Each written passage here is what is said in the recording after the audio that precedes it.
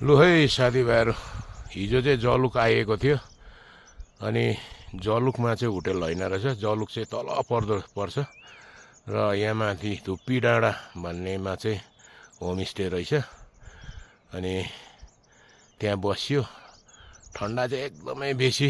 अनि तपाईँको हिजो चाहिँ एकदमै वेदरै क्लियर नभएर चाहिँ अहिले बिहान चाहिँ उठेर चाहिँ बबाल सिन देखेर चाहिँ हिर्काइदिइहालेको। साथीभाइहरू, तपाईँहरू पनि यो जग्गामा आएर इन्जोय गर्नु होला। साथीभाइहरू, बेलुका चाहिँ नखुल्दो रहेछ, बिहान चाहिँ भने चाहिँ छिट्टो उठ्यो भने चाहिँ यति दामी देख्दो रहेछ सिन चाहिँ।